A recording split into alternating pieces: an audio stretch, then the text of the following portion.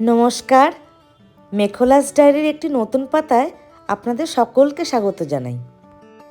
আজ মেখলার হেসেলে তৈরি হতে চলেছে শীতকালীন একটা জমজমাট খাবার। মটরশুঁটি ধনেপাতা দিয়ে নতুন আলুর দম আর সাথে সাদা সাদা পরোটা। তাই শেফ মেখলার রান্নাঘরে আজ খুব ব্যস্ততা। নতুন আলুগুলোকে পরিষ্কার জলে ভালো করে ধুয়ে প্রেসার কুকারে 2টো সিটি দিয়ে সেদ্ধ করে নিয়েছি। অন্যদিকে পরোটার আটা ময়দাটাও ভালো করে ময়াম দিয়ে মেখে রেখেছি। আলুর দমে যা যা লাগে এই আদা, কাঁচা লঙ্কা, টমেটো, মটরশুঁটি এগুলোও একটু কেটে বেছে রেখে দিচ্ছি। এদিকে টমেটো, আদা, কাঁচা লঙ্কা, একটু দারচিনি, এলাচ আর একটু কিশমিশও পেস্ট করে রেখে দিয়েছি। এদিকে সেদ্ধ আলুগুলিও একে একে সব খোসা ছাড়িয়ে রাখতে হবে।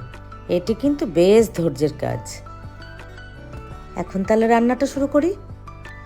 কড়াইয়ে সরষের তেল গরম করে তাতে কালো জিরে, গোটা জিরে এবং একটু শুকনো লঙ্কা, তেজপাতা ফোড়ন দিতে হবে।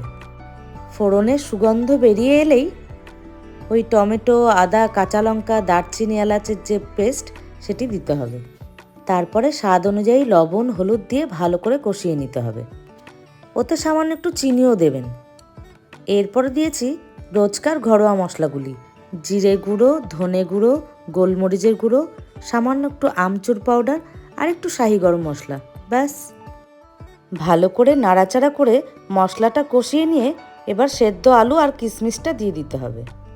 এই সময় আঁচটা একটু কমিয়ে ঢাকা দিয়ে ধীরে ধীরে রান্নাটা করতে হবে।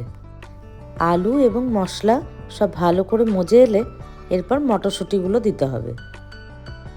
এবারে আন্দাজ মতো গরম জল দিতে হবে। যারা একটু ঝোল বেশি খেতে ভালোবাসেন তারা একটু জলটা বেশি দেবেন। রান্না কিন্তু এবার শেষ পর্যায়ে। এবারে এর মধ্যে ঘি, গরম মশলা এবং বেশ খানিকটা ধনেপাতা এবং একটু কাঁচা লঙ্কা কুচিও আমি দিয়েছি। ব্যাস, তৈরি হয়ে গেল শীতকালীন নতুন আলুর দম। রান্নার দুর্দান্ত সুগন্ধ বেরিয়েছে। এবারে তাড়াতাড়ি পরোটাটা ভেজে নিই।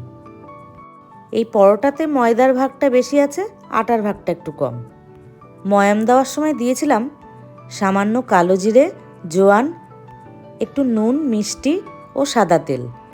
ভালো করে উষ্ণ গরম জল দিয়ে মেখে নিয়েছিলাম।